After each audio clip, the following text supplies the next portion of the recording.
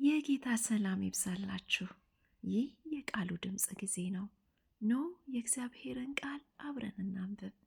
የማቴዎስ ወንጌል ምዕራፍ 4። ከዚያ ወዲያ ኢየሱስ ከዲያብሎስ ይፈተን ዘንድ መንፈስ ወደ ምድረ በዳ ወሰደው። 40 ቀን 40 ሌሊትም ከጦመ በኋላ ተራበ።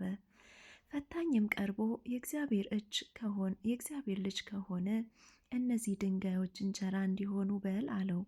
እርሱም መልሶ ሰው ከእግዚአብሔር አፍ በሚወጣ ቃል ሁሉ እንጂ በእንጀራ ብቻ አይኖርም ተብሎ ተጽፏል አለው። ከዚያም በኋላ ዲያብሎስ ወደ ቅድስት ከተማ ወሰደውና እርሱን በመቅደስ ጫፍ ላይ አቆሞ መላእክቱ ስለ አንተ ያዝልሃል፣ እግርህንም በድንጋይ ከቶ እንዳትሰናከል በእጃቸው ያነሱሃል ተብሎ ተጽፏልና የእግዚአብሔር ልጅ እስከሆነ ወደ ታች ራስህን ወርውር አለው። ኢየሱስም ጌታ አምላክህን አትፈታተነው ተብሎ ደግሞ ተጽፏል አለው።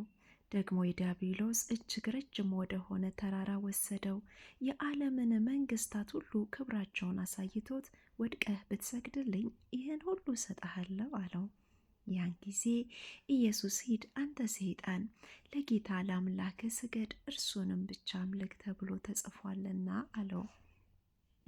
ያን ጊዜ ዲያብሎስ ተወው፣ እነሆም መላእክት ቀርበው ያገለግሉት ነበር።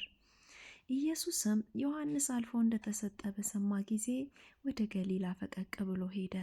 ናዝሬትንም ትቶ በዛቢሎንና በንፍታሌም አገር በባህር አጠገብ ወዳለችው ወደ ቅፍርናሆም መጥቶ ኖረ። በነቢዩ በኢሳይያስም የዛቢሎንን ምድርና የንፍታሌምን ምድር የባህር መንገድ በዮርዳኖስ ማዶ የአሕዛብ ገሊላ በጨለማ የተቀመጠው ሕዝብ ታላቅ ብርሃን አየ፣ በሞት አገርና ጥላ ለተቀመጡት ብርሃን ወጣላቸው የተባለው ይፈጸም ዘንድ ይህ ሆነ። ከዚያ ዘመን ጀምሮ ኢየሱስ መንግሥተ ሰማያት ቀርባለችና ንስሐ ግቡ እያለ ይሰብክ ጀመር። በገሊላ ባህር አጠገብ ሲመላለስም ሁለት ወንድማማች ጴጥሮስ የሚሉትን ስምዖን ወንድሙንም እንድርያስን መረባቸውን ወደ ባህር ሲጥሉ አየ። አሳ አጥማጆችም ነበሩና እርሱም በኋላዬ ኑና ሰዎችን አጥማጆች እንድትሆኑ አደርጋችኋለሁ አላቸው። ወዲያውም መረባቸውን ትተው ተከተሉት። ከዛም እልፍ ብሎ ሌሎችን ሁለት ወንድማማች የዘብዴዎስን ልጅ ያዕቆብን ወንድሙንም ዮሐንስን ከአባታቸው ከዘብዴዎስ ጋር በታንኳ መረባቸውን ሲያበጁ አየ። ጠራቸውም። እነሱም ወዲያው ታንኳይቱንና አባታቸውን ትተው ተከተሉት።